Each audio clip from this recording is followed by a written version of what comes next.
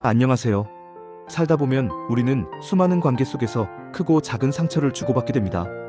그런데 유독 어떤 상처들은 우리의 마음에 깊이 새겨져 오랫동안 우리를 괴롭히곤 하죠. 마치 내가 왜 늘 상처받을까? 라는 의문이 끊이지 않는 것처럼 말입니다. 반복되는 아픔의 고리를 끊어내고 싶지만 그 방법을 몰라 헤매는 분들을 위해 오늘은 정신적 상처의 본질을 이해하고 최신 치료법과 실질적인 극복 방안을 함께 알아보는 시간을 갖겠습니다. 이 비디오를 통해 여러분의 아픔이 치유되고 더 단단해진 자신을 만날 수 있기를 진심으로 바랍니다. 자, 그럼 시작해볼까요? 우리가 흔히 말하는 상처는 단순히 아프고 속상한 감정을 넘어설 때가 많습니다. 특히 정신적 상처, 즉 트라우마는 단순히 스쳐 지나가는 감기가 아니라 우리의 일상과 삶의 태도를 송두리째 바꿔놓을 수 있는 심각한 문제로 발전할 수 있습니다. 그렇다면 트라우마는 정확히 무엇을 의미할까요? 많은 분들이 교통사고, 화재, 성추행 같은 극단적인 사건만을 트라우마라고 생각하시지만 사실은 그렇지 않습니다. 부모와의 갈등, 이별, 이혼, 직장 내 문제, 가까운 사람의 상실감, 좌절 등 일상적인 경험 속에서도 우리는 얼마든지 트라우마를 겪을 수 있습니다. 예상치 못한 상황에 직면했을 때 우리의 마음이 감당할 수 없을 정도로 큰 충격을 받게 되면 그것이 바로 트라우마로 남을 수 있는 것이죠. 중요한 것은 사건의 크기가 아니라 그 사건이 우리 마음에 어떤 영향을 미쳤는가 하는 점입니다. 이처럼 트라우마는 외부의 충격적인 사건으로 인해 발생하는 심리적 외상이라고 할 수 있으며 개인의 주관적인 경험과 해석에 따라 그 강도와 양상이 매우 다양하게 나타납니다. 어떤 사람에게는 가벼운 스트레스 요인이, 다른 사람에게는 깊은 상처로 남을 수 있다는 것을 이해하는 것이 중요합니다. 그렇다면 일반적인 상처와 트라우마는 어떻게 구분할 수 있을까요? 트라우마로 인한 상처는 몇 가지 특징적인 증상을 동반합니다. 첫째, 그 사건이 반복적으로 우리의 의지와 상관없이 떠오릅니다. 마치 잊으려 할수록 더욱 선명해지는 악몽처럼 밤에는 수면을 방해하는 악몽으로 나타나기도 하고 낮에는 갑자기 그때의 기억이 플래시백처럼 재생되면서 고통을 안겨주기도 합니다. 이러한 재경험은 시각적, 청각적, 심지어 후각적인 자극으로도 유발될 수 있어 일상생활을 심각하게 방해합니다. 둘째, 그 사건과 관련된 모든 자극을 필사적으로 피하게 됩니다. 특정한 장소, 사람, 소리, 냄새, 심지어 특정 감정이나 생각까지도 그 기억을 떠올리게 한다면 무의식적으로 피하려 합니다. 이러한 회피 행동은 일시적인 안도감을 주지만 장기적으로는 세상과 단절되게 만들어 고립감을 심화시키고 새로운 경험을 통해 성장할 기회를 빼앗습니다. 셋째, 사소한 일에도 지나치게 민감하게 반응하게 됩니다. 평소 같으면 아무렇지 않게 넘겼을 작은 소음이나 가벼운 접촉에도 깜짝 놀라거나 극도로 불안해하거나 쉽게 화를 내는 등 감정 조절이 어려워지는 경향을 보입니다. 이러한 과각성 상태는 만성적인 피로와 함께 수면장애, 집중력 저하로 이어져 전반적인 삶의 질을 저하시킵니다. 이러한 증상들이 한 달 이상 지속된다면 단순한 상처를 넘어선 외상 후 스트레스 장애, 즉 PTSD를 의심해봐야 합니다. PTSD는 충격적인 사건 이후 불안감, 슬픔, 위축, 극심한 피로감, 두통, 소화불량 같은 신체 증상까지 동반할 수 있으며 심한 경우 과민 반응, 불신, 악몽, 우울증, 해리 증상 등의 심각한 후유증을 겪게 됩니다. 이로 인해 사회생활이나 대인관계에도 심각한 어려움을 겪는 경우가 많습니다. 지속적인 스트레스는 뇌의 세로토닌 분비에도 영향을 주어 감정 및 신체적인 이상을 초래할 수 있다는 점도 기억해야 합니다. 이러한 정신적 외상은 신체적 통증과 유사하게 느껴지기도 하며 심각한 경우에는 신체 기능에도 영향을 미치므로 절대 간과해서는 안 됩니다. 자, 그럼 이러한 정신적 상처, 트라우마를 극복하기 위한 최신 치료법에는 어떤 것들이 있을까요?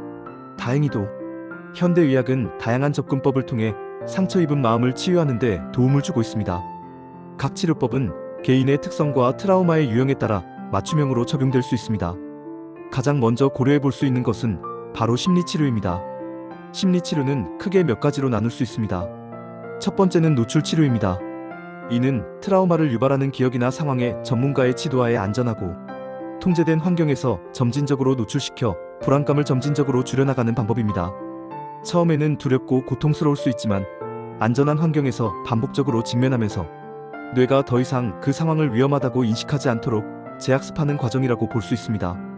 가상현실 VR 기술을 활용한 노출 치료는 실제 상황과 유사한 경험을 제공하면서도 안전성을 확보할 수 있어 최근 각광받고 있습니다.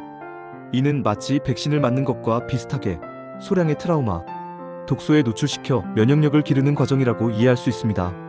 두 번째는 인지행동치료 CBT입니다. 트라우마를 겪은 사람들은 종종 자신을 비난하거나 세상을 불신하거나 미래에 대한 부정적인 예측을 하는 등 왜곡된 사고 패턴을 가질 수 있습니다.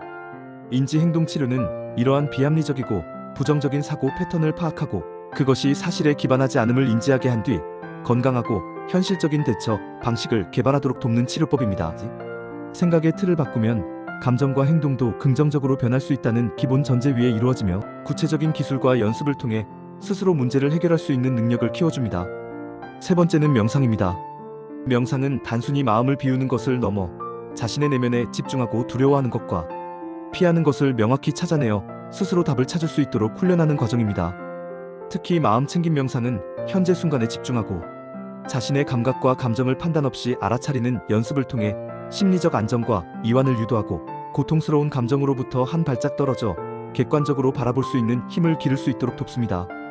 이는 감정에 휩쓸리지 않고 스스로를 조절하는 능력을 향상시키는 데 효과적입니다. 네 번째는 이야기 치료입니다.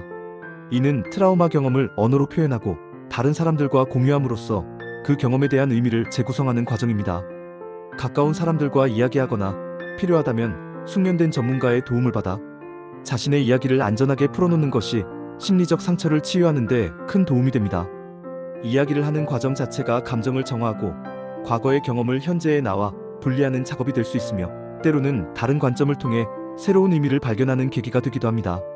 이는 마치 자신의 이야기를 재편집하여 새로운 결말을 만드는 과정과 같습니다. 심리치료 외에도 증상이 심해 일상생활에 큰 지장을 초래할 경우에는 약물 치료가 병행될 수 있습니다. 신경전달물질의 불균형으로 인해 발생하는 불안, 우울, 수면장애 등을 완화하여 다른 치료법의 효과를 높이는 데 기여합니다. 약물 치료는 반드시 정신건강의학과 전문의와의 충분한 상담과 진단하에 이루어져야 하며 의사의 지시에 따라 용량과 복용기간을 엄수하는 것이 중요합니다. 이는 근본적인 해결책이라기보다는 심리치료를 효과적으로 받을 수 있도록 증상을 완화하는 보조적인 수단으로 이해하는 것이 바람직합니다. 또 다른 혁신적인 치료법으로는 안구운동 민감소실 및 재처리요법, 즉 EMDR이 있습니다. 이는 트라우마 기억을 떠올리면서 치료사의 지시에 따라 좌우로 일정한 방식으로 안구운동을 하는 치료법입니다. 이 독특한 과정은 뇌의 정보 처리 과정을 활성화하여 트라우마 기억과 관련된 감정적인 고통을 완화하고 재처리하는 데 도움을 준다고 알려져 있습니다.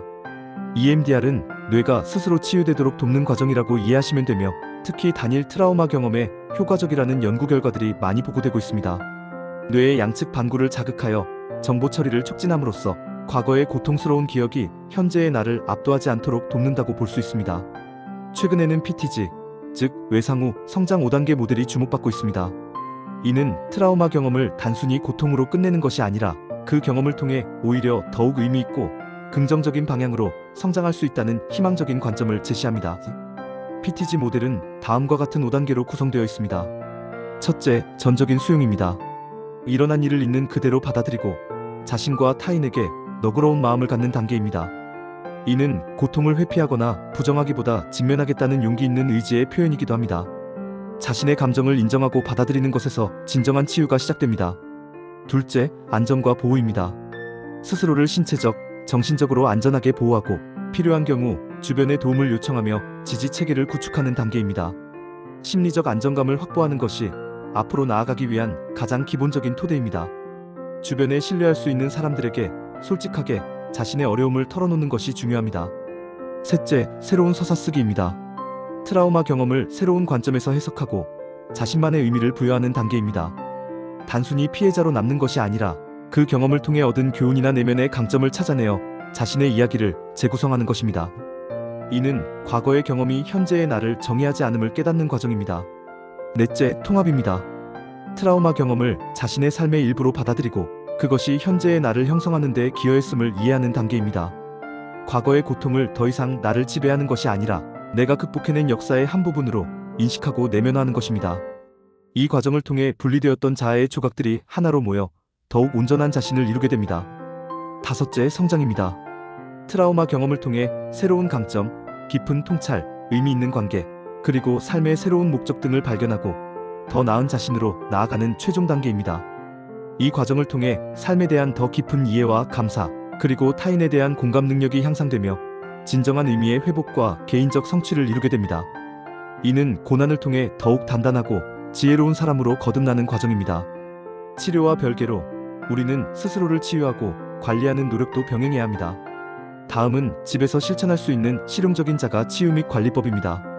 첫째, 심리 상태를 적극적으로 드러내세요.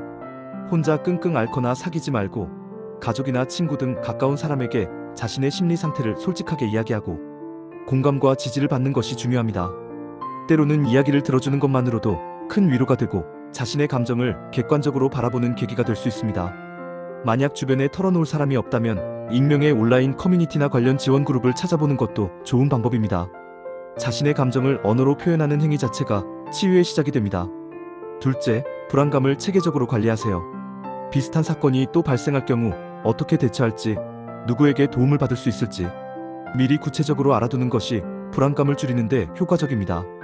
위기 상황 시 연락할 수 있는 비상 연락망을 만들고 구체적인 대처 계획을 세워두면 통제감을 높여 심리적 안정감을 확보할 수 있습니다. 작은 시뮬레이션을 해보는 것도 도움이 됩니다. 셋째, 가능한 한 일상을 유지하세요. 트라우마로 인해 모든 것이 무너진 것 같을 때에도 최대한 규칙적이고 예측 가능한 일상생활을 유지하려 노력하는 것이 중요합니다. 익숙한 루틴은 심리적 안정감을 제공하고 혼란스러운 마음을 정리하는 데 도움을 줍니다. 아침에 일어나서 식사하고 정해진 시간에 잠자리에 드는 작은 습관들이 회복에 큰 기여를 합니다. 단, 불안감이나 재경험을 유발할 수 있는 자극적인 언론이나 SNS 콘텐츠는 잠시 멀리하는 것이 좋습니다. 자신에게 해로운 정보를 차단하는 것도 자기 보호의 중요한 일환입니다. 넷째, 이완요법을 꾸준히 활용하세요. 불안감이 심할 때는 심호흡, 명상, 요가, 스트레칭 등 다양한 이완요법을 통해 몸의 긴장을 이완시키는 연습을 합니다. 천천히 깊게 복식 호흡을 들이쉬고 내쉬는 것만으로도 자율신경계가 안정되고 마음이 편안해지는 것을 느낄 수 있습니다. 긴장된 신체는 긴장된 마음과 연결되어 있으므로 신체를 이완시키는 것이 마음을 진정시키는 데 매우 효과적입니다. 매일 짧은 시간이라도 꾸준히 연습하는 것이 중요합니다. 다섯째, 마음 챙김을 일상에서 실천하세요. 현재의 감정과 생각을 있는 그대로 받아들이고 판단하거나 평가하지 않는 연습을 하는 것입니다. 고통스러운 감정으로부터 도망치기보다 그것을 알아차리고 흘려보내는 연습을 통해 감정에 압도당하지 않는 힘을 기를 수 있습니다. 지나간 과거에 얽매이거나 오지 않은 미래를 걱정하기보다 지금 이 순간에 집중하는 것이 심리적 평화를 가져다 줍니다. 산책 중 바람의 감촉, 음식의 맛, 햇살의 따뜻함 등 오감을 활용하여 현재에 집중하는 연습을 해보세요. 여섯째, 상처로부터 과감히 벗어나세요. 때로는 고통을 주는 상황이나 관계에서 물리적, 심리적으로 벗어나는 것이 필요합니다. 불필요한 인연을 정리하고 자신을 지지하고 긍정적인 영향을 주는 관계에 집중하는 것이 중요합니다. 그리고 최악의 상황을 상상해보고 실제로는 그만큼 심각하지 않음을 깨닫는 인지적 재구성, 연습을 하는 것도 도움이 됩니다. 우리의 마음은 생각보다 많은 것을 상상하지만 현실은 그보다 훨씬 덜하며 우리는 상상하는 것보다 훨씬 강하다는 것을 기억해야 합니다. 마지막으로 자기 연민을 충분히 베푸세요. 친구나 사랑하는 사람이 같은 일을 겪는다면 어떤 따뜻한 격려와 진심 어린 위로를 건넬까요? 그 따뜻한 말과 시선을 자신에게도 똑같이 해주세요. 우리는 종종 타인에게는 한없이 관대하지만 자신에게는 가혹한 경우가 많습니다. 스스로를 불쌍히 여기는 것이 아니라 있는 그대로의 불완전하고 상처받은 나를 따뜻하게 보듬어주고 이해해주는 자기 연민의 마음이 진정한 치유의 시작입니다. 자신에게도 충분한 사랑과 이해를 주어야 합니다. 정신적 상처, 특히 트라우마는 시간이 지나면 자연히 해결될 것이라고 방치해서는 절대 안 됩니다. 이는 마치 부러진 뼈를 치료하지 않고 방치하는 것과 같습니다. 적극적으로 치료하고 관리해야만 비로소 반복되는 아픔의 고리를 끊어내고 온전한 삶을 되찾을 수 있습니다. 트라우마 경험을 숨기거나 부끄러워하지 마십시오. 그것은 여러분의 약점이 아니라 여러분이 얼마나 강한 존재인지를 보여주는 증거가 될 수 있습니다.